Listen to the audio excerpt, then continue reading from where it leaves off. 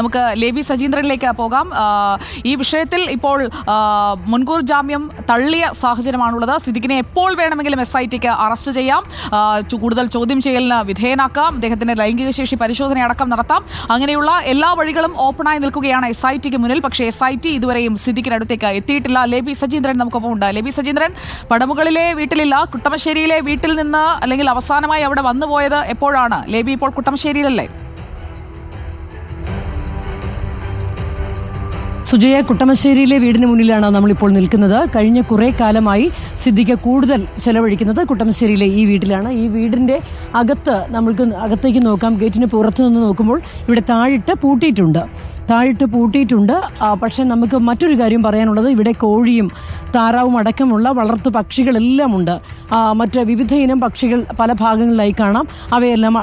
അവയെല്ലാം തീറ്റി കഴിച്ചുകൊണ്ടിരിക്കുകയാണ്. അതിനർത്ഥം ഇതിനകത്ത് സിദ്ദിഖ് അല്ലെങ്കിലും മറ്റാരോ ഉണ്ട് ഈ വീടിനകത്ത്. പക്ഷികളെയൊക്കെ പരിപാലിക്കുന്നുണ്ട് കൃത്യമായി. അതുകൊണ്ട് തന്നെ ഈ വീടിനകത്ത് ഉറപ്പായും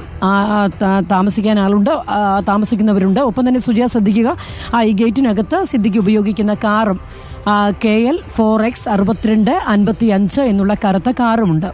അപ്പോൾ ഇതിനകത്ത് സിദ്ദിഖും ഭാര്യയും ഇല്ലെങ്കിൽ പോലും ഇതിനകത്ത് ആരോ താമസക്കാരുണ്ട് എന്നുള്ള കാര്യം ഉറപ്പാണ്. അത് ഒരുപക്ഷെ കെയർടേക്കർ ആവാം, ആരുമാകാം. സിദ്ദിഖ് ഉണ്ടോ എന്നുള്ള കാര്യത്തിനും നമുക്ക് ഉറപ്പൊന്നുമില്ല. ഇല്ല എന്ന് സ്ഥിരീകരിക്കാനൊട്ട് കഴിഞ്ഞിട്ടുമില്ല. ഇല്ല എന്നുള്ള സൂചനകളാണ് നമ്മൾ രാവിലെ മുതൽ നൽകിക്കൊണ്ടിരിക്കുന്നത്.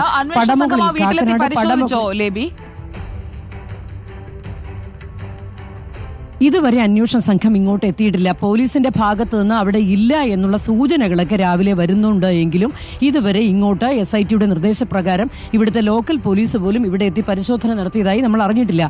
സ്പെഷ്യൽ ബ്രാഞ്ച് ഉദ്യോഗസ്ഥർ രാവിലെ പരിസരത്തൊക്കെ വന്നിട്ടുണ്ട് എങ്കിലും ഇതിനകത്തേക്ക് കയറി പരിശോധിച്ചിട്ടില്ല. രാവിലെ മുതൽ നമ്മളൊക്കെ ഈ വാർത്ത വന്ന് ജാമ്യം നിഷേധിച്ചു എന്ന് പറയുന്ന സമയം മുതൽ മാധ്യമപ്രവർത്തകരൊക്കെ ഈ ഭാഗത്തുണ്ട്. ഇവിടെ ആ സമയം മുതൽ ഈ ഗേറ്റ് താഴിട്ട് പൂട്ടിയിട്ടിരിക്കുകയാണ്. ഇതിനകത്തേക്ക് കയറി ഒരു പരിശോധനയും ജാമ്യം നിഷേധിച്ചു എന്ന സമയത്തിന് ശേഷം നടന്നിട്ടില്ല. അതിൽ നിന്ന് നമുക്ക് മനസ്സിലാക്കാൻ കഴിയുന്ന കാര്യം, ഈ ജാമ്യം നിഷേധിച്ചതിന് ശേഷം മാത്രമാണല്ലോ സിദ്ദിഖ് ഇതിനുള്ളിൽ ഉണ്ടോ എന്ന് ഉറപ്പിക്കേണ്ടത്. ആ സമയത്തിന് ശേഷം ഇങ്ങോട്ടെത്തി അന്വേഷണ ഉദ്യോഗസ്ഥരൊന്നും തന്നെ പരിശോധന നടത്തിയിട്ടില്ല.